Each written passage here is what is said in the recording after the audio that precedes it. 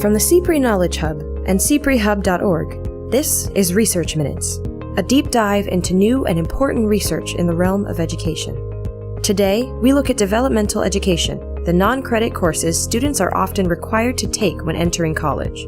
While millions of students take such courses every year, researchers have found that they can have unintended negative impacts on student persistence, retention, and racial achievement gaps. Many students who placed into developmental or remedial courses would spend upwards of a year or more before they were able to earn introductory college-level credit in math and reading. In 2013, Florida took a new approach, making developmental education optional for many students and introducing sweeping changes to course offerings and academic support. It's a whole package of reform measures meant to accelerate students into gateway courses. Today, we welcome Florida State University's Toby Park, who recently led a multi-year study of those reforms and their impacts on course enrollment, academic outcomes, and minority student populations. More students were taking and passing first-level college courses in their first semester than ever before. And what's really interesting is that the gains were experienced at even greater rates for Black and Hispanic students. Park joined CPRE research specialist Robert Nathenson to discuss his findings and their potential implications for stakeholders across the country. But considering the vast number, upwards of 60% of college students prior to legislative reform were required to take a developmental education course, seeing these increases in first semester gateway course passing is huge. That's right now on Research Minutes.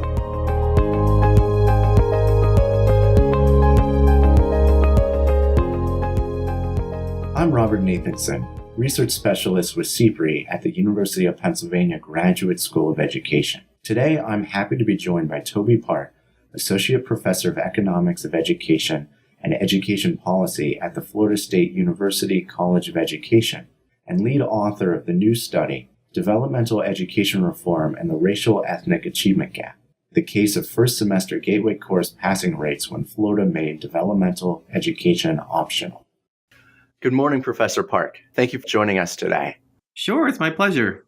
Today, I'd like to discuss your study, Developmental Education Reform and the Racial Ethnic Achievement Gap, the case of first semester gateway course passing rates when Florida made developmental education optional. The study, which listeners can find in Teachers College Record, sought to determine the relationship between Florida students' racial and ethnic background and the likelihood of enrolling in college-level developmental courses as compared to regular introductory college courses, as well as how a 2014 Florida law that limited the use of developmental courses influenced the college racial achievement gap.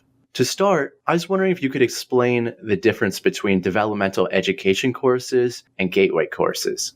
Sure. I think the easiest way to do that is to talk about kind of traditional developmental education placement and the role it played. So historically, in most contexts, students would arrive at community colleges or in some places four-year institutions and be required to take placement tests in reading, writing, and or English comprehension. And depending on their score on that placement test in math or English, students will be placed either directly into introductory college-level coursework, or if they scored lower, they may be placed into remedial or developmental courses. These courses typically are required for many students based upon their placement test, but they do not count towards college credit, but need to be completed before the first level college course. So what we were finding was that many students who placed into developmental or remedial courses would spend upwards of a year or more before they were able to earn introductory college level credit in math and reading. And many students who entered developmental education weren't successful, let alone getting into those introductory level courses, but taking additional courses or ever transferring.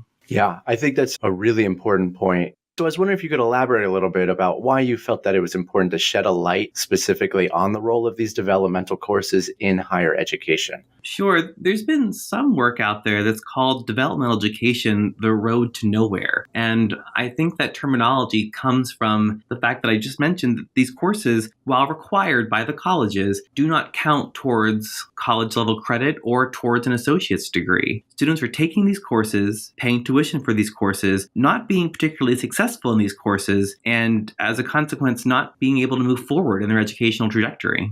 Yeah. And we know that college completion is another issue that many students are struggling with. And so instances in which there are additional barriers to accumulating those credits to persisting and to graduating is something that I think it's particularly important to focus on. Could you discuss the role of developmental education courses in specifically the post-secondary racial and ethnic achievement gap? Sure. So if you take what I've just said, where students who place into developmental education, or DevEd as it's often abbreviated, tend to spend years or more and tend not to be successful later on in college, what we also find is that students of traditionally underrepresented racial and ethnic groups, Black and Hispanic students, particularly here in Florida, tend to be placed at higher rates into developmental education. So if you think about it that way, you already see a larger influx of Black and Hispanic students entering into developmental education. And with the low success rates of developmental education students, that's definitely then a contributor to the racial and ethnic achievement gap. So your study focuses on 2009 to 2014 Florida students' first semester of college. Why did you choose this setting specifically?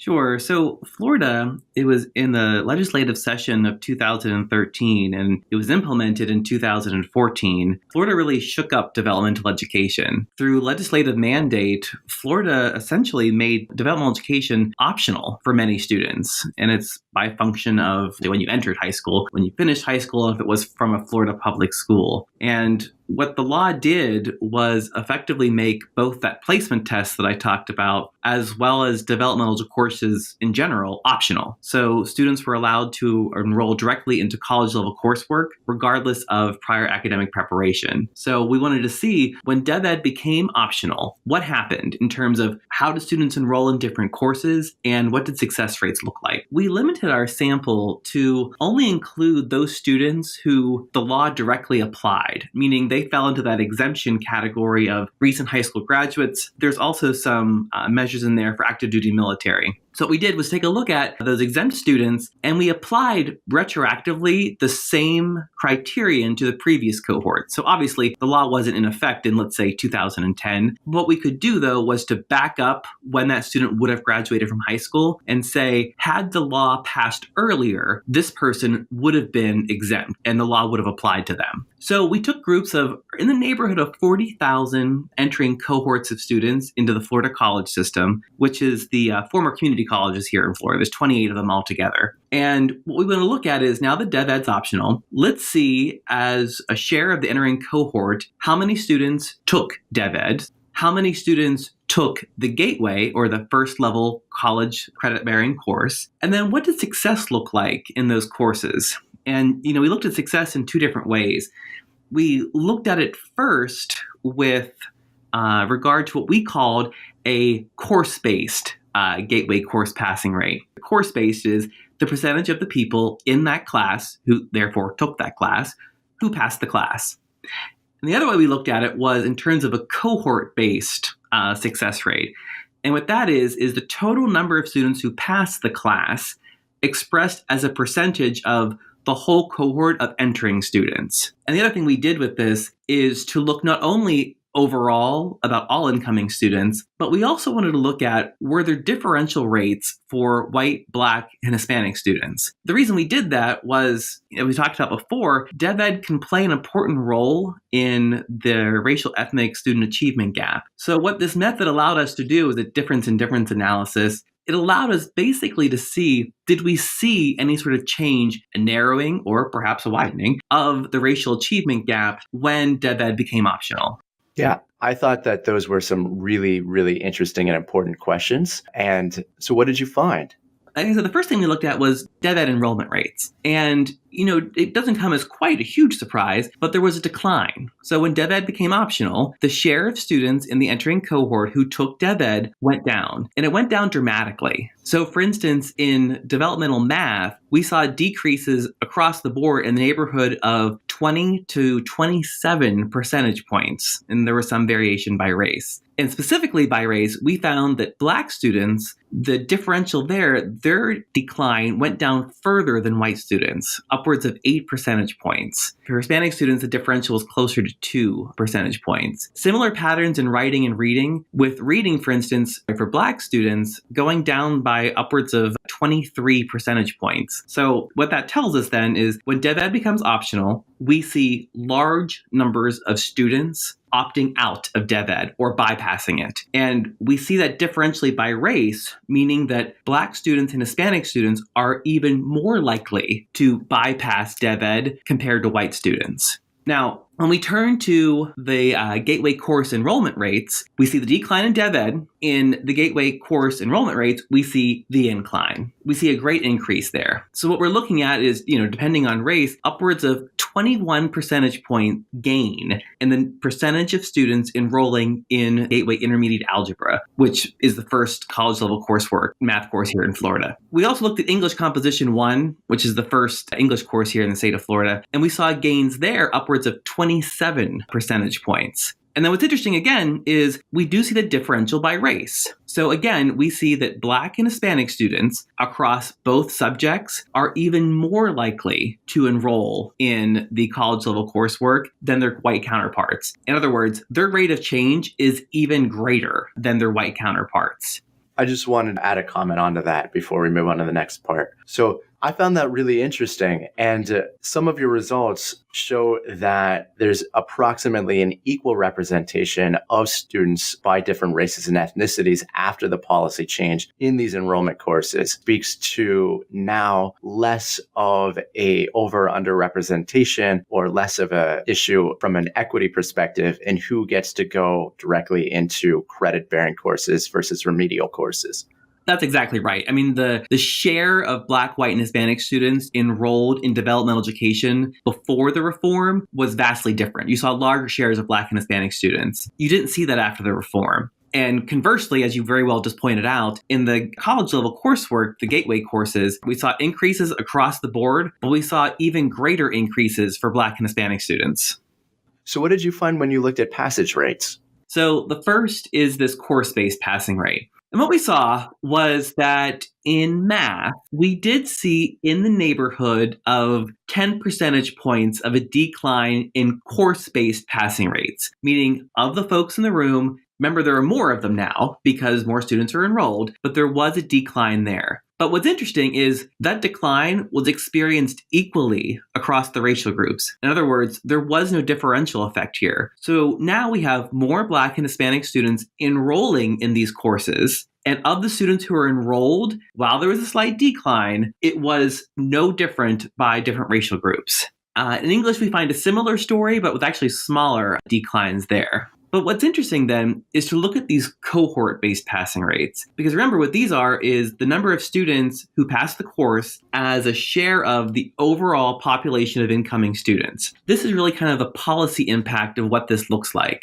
So what we found was that when we looked at cohort-based passing rates across the board for all students, all races, both math and English, we saw increases. So following the developmental education reform, more students were taking and passing first-level college courses in their first semester than ever before. And what's really interesting is that the gains were experienced at even greater rates for Black and Hispanic students. So while everybody had an increase in the cohort base, the number of people taking and passing Gateway courses, Hispanic and Black students had even greater gains. So what that means then, it effectively did play an important role in narrowing, if not closing, the racial ethnic achievement gap in Gateway course completion in the first semester.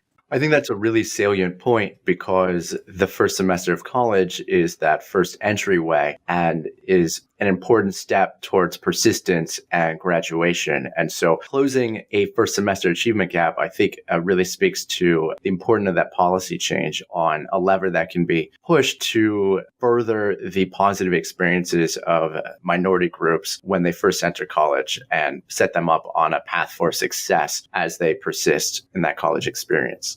That's a huge point, yes. I mean, we know how important the first semester is, particularly for community college students. Considering the vast number, upwards of 60% of college students prior to legislative reform were required to take a developmental education course, seeing these increases in first semester Gateway course passing is huge. I was wondering if you could elaborate on some of the takeaways from your work or your other research that is most helpful to students as they navigate higher education institutions as they seek to make policy and develop courses, and also for policymakers. One thing we haven't talked about is that Florida's developmental education reform not only made developmental education optional, it also changed the way in which DevEd is taught. So no longer does Florida have year-long DevEd sequences. It now has developed a series of instructional strategies that are more tailored towards students' needs and designed to rapidly move students through DevEd. Two examples are compressed courses, where basically DevEd is taught, for instance, in an 8-week format. And then intermediate algebra, which is that first level college level course, is taught in the second 8 weeks of the same semester. So in the same semester, students can take and complete both courses. The other option, which has gained some traction and popularity across the country, is a co-requisite model, where students are concurrently enrolled in both the DevEd course and the college level course. In our other article in Journal of Higher Education, we looked at, okay, was there a benefit for underprepared students taking that DevEd support measure in the same semester as the Gateway course? And we found that yes, there was a benefit to that. So what's the big takeaway message there? Basically that many students who once were placed in a DevEd could and were successful in the Gateway course. And through these new DevEd instructional strategies, first level, college level courses, one support measure that might be helpful for some students is same semester support. No longer the full year of DevEd and then college level, coming up with ways that accelerate students through DevEd who might need it and getting them into college level coursework faster. Florida's legislation did a lot of things. Made DevEd optional, we talked about that. Changed instructional strategies, we talked about that. It also enhanced advising and provided additional support services to students. This comes in the form of tutoring centers, computer labs, and so forth. The 28 colleges were given some latitude in how to implement those. It's a whole package of reform measures meant to accelerate students into Gateway courses. Now, as a researcher, that's somewhat perplexing because it makes it difficult to identify the effects of specific components of the policy. But as a policymaker, we see that this suite DevEd reform measures seems to be having a strong effect on increasing students' success rate in college level courses and also closing racial ethnic achievement gaps. So I think for other states to consider this, and by the way, other states have done similar measures, it's important to remember that Florida just didn't make DevEd optional. It did a lot of other things. So other ways in which we can reform DevEd through instructional strategies or whatnot, all of those contributed success in Florida. It wasn't solely saying you don't have to take it anymore. And then I was also interested in asking you, have you looked at outcomes beyond the first semester?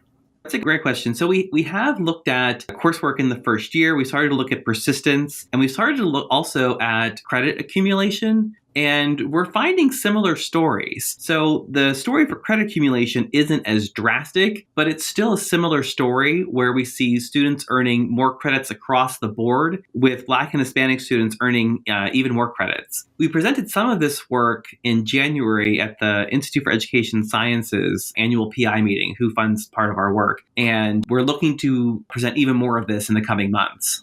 What future research do you have planned in the area? So one of the things we're working on right now is to look at a cost effectiveness study, which basically looks at bypassing DevEd. Are there cost savings to both the institution and the state, but also to the student? And is that experienced differentially by race, ethnicity, or other factors? And the other thing we're working on right now is to look at, more distal outcomes. So we have these proximal outcomes of first semester, first year, and persistence. But we want to look at, does this eventually affect transfer? Does it affect degree completion? And, look into the future in that regard. Well, this is a really interesting study. For those who want to learn more, I encourage listeners to read Developmental Education Reform and the Racial Ethnic Achievement Gap, the case of first semester Gateway course passing rates when Florida made developmental education optional, which can be found in Teachers College Record. Professor Park, it's been a pleasure talking with you. Thank you. It's been my pleasure as well. Thanks for listening to this week's Research Minutes, presented by the CPRE Knowledge Hub. For more episodes, or to subscribe to this series, visit us at cprehub.org. That's cprehub.org. To share thoughts on today's episode, or to suggest future topics, follow us on Twitter at cprehub.